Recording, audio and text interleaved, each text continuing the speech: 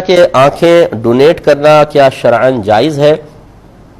دیکھیے، ہم اپنے جسم کے مالک نہیں ہیں، اسی وجہ سے خودکشی کو حرام قرار دیا گیا ہے۔ کوئی اپنے جسم کا کوئی بھی عضو کسی کو نہیں دے سکتا ہے۔ ہاں، یہ ضرور ہے کہ اگر آپ یہ سمجھتے ہیں کہ آپ کے کسی جسمانی عضو سے کسی کی جان بچ سکتی ہو اور خود آپ کی جان کو نقصان نہیں، تو یہ ایک ضرورت پیدا ہو گئی۔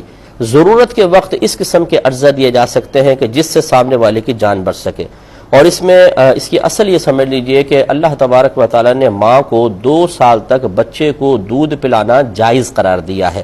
حولین کاملین کا ذکر ہے قرآن عظیم میں، اور یہ دودھ بھی ماں کا جسم کا ایک جزو ہے کہ وہ خون سے دودھ بنتا ہے، پھر وہ بچہ اس کو پیتا ہے۔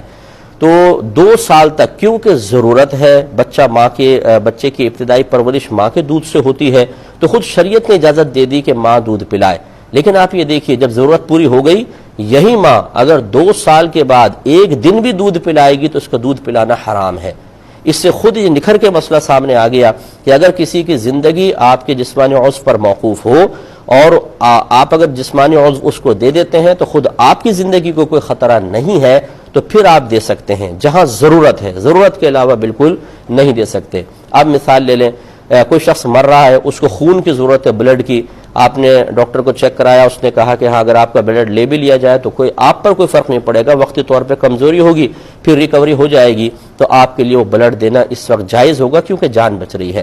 اسی طرح کسی کے دونوں گردے صحیح ہیں اور آپ کے کسی گھر والے کے دونوں گردے فیل ہو گئے ہیں، اور ڈاکٹر یہ کہتے ہیں اگر آپ ایک گردہ دے دیں تو آپ زندگی گزار سکتے ہیں، آپ کی جان کو خطرہ نہیں ہے اور ان کی جان بھی بچ جائے گی، تو ایسی صورت میں ایک گردہ بھی دیا جا سکتا ہے۔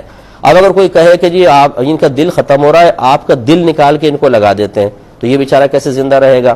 یہ دل دینا شرعاً جائز نہیں، تو بس ضرورت کے وقت جائز ہے، ورنہ نہیں۔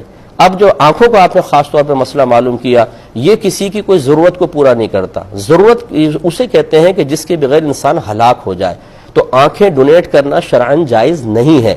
اگر آپ کہتے ہیں میں تو اس لیے آنکھیں دے رہا ہوں کہ کوئی بیچارہ دیکھ لے گا، تو کیا دیکھے گا؟ ذرا مجھے یہ بتائیے۔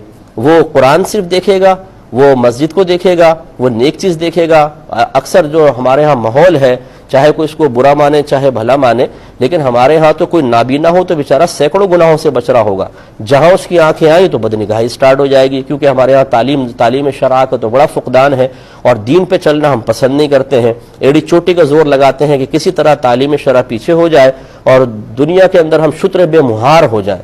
تو ایسی صورت میں جب ایک نابینا ہے، وہ دیکھ نہیں سکتا، تو کم از کم کروڑوں گناہوں سے بچا ہوا ہے۔ لیکن آپ نے آنکھیں دے دیں، اب اس نے دیکھنا شروع کیا۔ اب ضروری نہیں ہے کہ آپ یہ صحیح ہے کہ آپ یہ کہہ سکتے ہیں، ضروری کوئی ہے کہ وہ گناہ کرے، ہو سکتا ہے بڑا نیک آدمی وہ گناہ سے بچے، بہت اچھی بات ہے، لیکن اصل اصول وہی ہے کہ یہاں ضرورت نہیں ہے۔ اس لیے جب ضرورت نہیں ہے تو حکم شرع یہی ہے کہ اس کو آنکھیں آپ نہیں دے سکتے ہیں، یہی حکم شرع ہے۔ بہرحال اور کوئی اس پہ اگر اختلاف رائے کرنا چاہے تو بالکل اس کو حق حاصل ہے، کوئی صاحب علم جاہل آدمی نہیں رکھنا چاہے تو اس کی مرضی ہے، لیکن حکم شرع یہی ہے۔ ایک